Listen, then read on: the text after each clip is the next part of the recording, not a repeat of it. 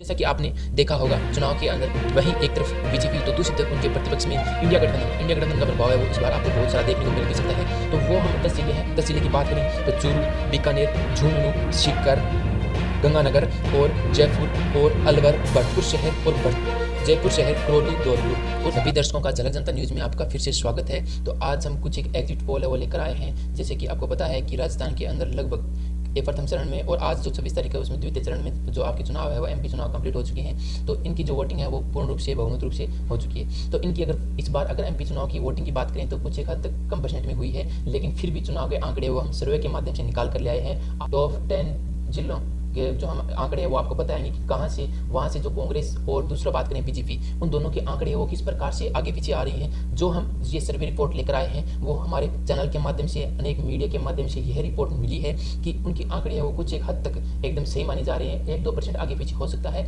लेकिन फिर भी वही आंकड़े सेट हो रहे हैं। तो जैसा कि आपने देखा होगा चुनाव के अंदर वहीं एक तरफ बीजेपी तो दूसरी तरफ उनके प्रतिपक्ष में इंडिया गठबंधन का प्रभाव है वो इस बार आपको बहुत सारा देखने को मिल भी सकता है, क्योंकि यहाँ पर इंडिया गठबंधन के माध्यम से आरएलपी, कांग्रेस और कॉमरेड इन तीनों में एक अपने आप में दबदबा बना है। और वही तो मेन राजस्थान की जो टॉप सीट है वहाँ भी बात करें तो चूरू जिले के अंदर राहुल कसवां वर्सेस देवेंद्र झाझड़िया का चुनाव था इस बार। तो राहुल कसवां ने पीछे 2 बार एमपी रह चुके थे और उन्हें बीजेपी में टिकट न देने के कारण वे नाराज होकर कांग्रेस में भी गए थे। तो कांग्रेस गठबंधन में सभी पार्टी जो उम्मीदवार हैं उन्होंने उनको कांग्रेस में शामिल करके और चूरू जिले की कांग्रेस से टिकट दी थी। तो चुनाव काफी तक जातिवाद के रूप में भी आया था, लेकिन इस बार माहौल किस प्रकार का है वो हम रिपोर्ट देंगे। यहाँ पर बात करें राहुल कसवां वर्सेस देवेंद्र झाझड़िया, तो राहुल कसवां कांग्रेस को 55% वोटिंग प्राप्त हुई है। और इनके सामने बात करें देवेंद्र झाझड़िया की तो यहाँ पर बीजेपी से उन्हें 45%, मतलब इनके बीच में जो आंकड़ा है वो 10% का है। और यहाँ पर देवेंद्र झाझड़िया वो 10% यानी कि 45% वोटों से पिछड़ते हुए नजर आ रहे हैं। तो 1% जो हमारा पहला जिले का वो यहाँ पे यही रिपोर्ट आ रही है कि यहाँ से कांग्रेस है वो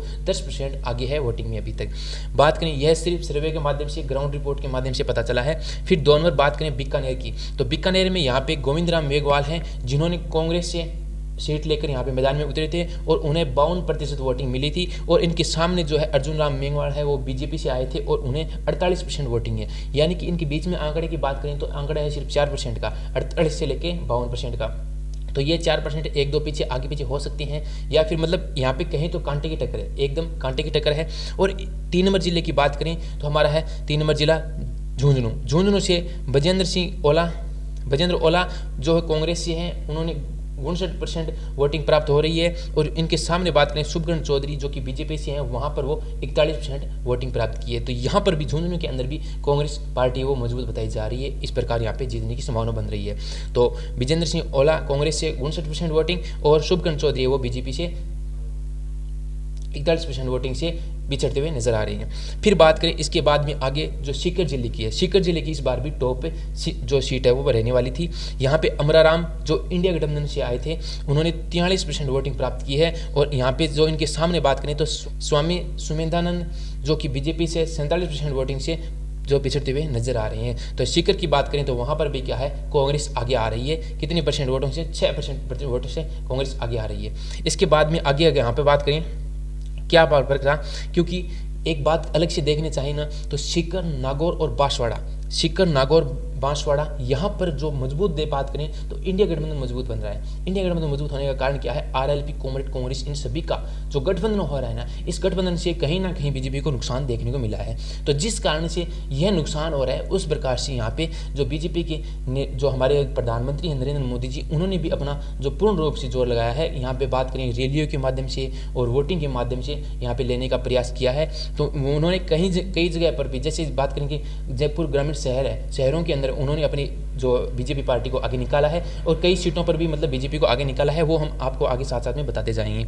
तो सीकर की बात करें तो यहाँ पर अमराराम जी है वो इंडिया गठबंधन से आए और उन्हें 43% वोटिंग हुई, जबकि उनके सामने स्वामी सुमेधानंद बीजेपी से 47% वोटों से पिछड़ते हुए नजर आ रहे हैं। अब इसके बाद में आगे राजस्थान की नेक्स्ट जिले की बात करें तो यहाँ पर है गंगानगर की बात करें तो यहाँ पर गंगानगर में 2 उम्मीदवार फिर से वही है कांग्रेस बीजेपी। यहाँ पर जो हम 10 जिलों की बात कर रहे हैं वहाँ पर सिर्फ कांग्रेस बीजेपी की टक्कर मानी जा रही है। और यहाँ पर जो 3-4% की है वो मान के चलिए एकदम कांटे की टक्कर है। तो यहाँ पर कुलदीप इंदौरा कांग्रेस से हैं 39 कांग्रेस से। यहाँ पर गंगानगर की बात करें तो कुलदीप इंदौरा कांग्रेस से हैं 49% वोटिंग। कुलदीप इंदौरा है वो कांग्रेस से 49% वोटिंग है, जबकि इनके सामने है प्रियंका मेघवाल जो कि बीजेपी से है 51% वोटिंग से। मतलब यहाँ पर जो 2% का आंकड़ा है वो बीजेपी की ओर आगे और इशारा कर रहा है। तो यहाँ से अगर बात करें तो 2% प्रियंका मेघवाल है जो कि बीजेपी से आगे आ रही है। इसके बाद में आगे की जो बात करें हम रिपोर्टिंग के अनुसार तो जयपुर में बात करें कि बीजेपी से सबसे पहले मोदी रैली प्रभाव या फिर मोदी पर प्रचार शुरू हुआ था, तो सबसे पहले कहाँ पे हुआ था? राजस्थान के अंदर जयपुर से हुआ था।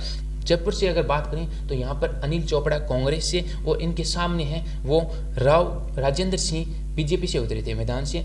भरतपुर से अगर बात करें तो संजना जाटव है वो कांग्रेस से 59% वोटिंग प्राप्त की है और इनके सामने बात करें रामस्वरूप कोहली वो बीजेपी से, उन्होंने 41% वोटिंग है वो प्राप्त की है। तो यहाँ पर एक तरफा माहौल सीधा ज़्यादा बन रहा है कांग्रेस का।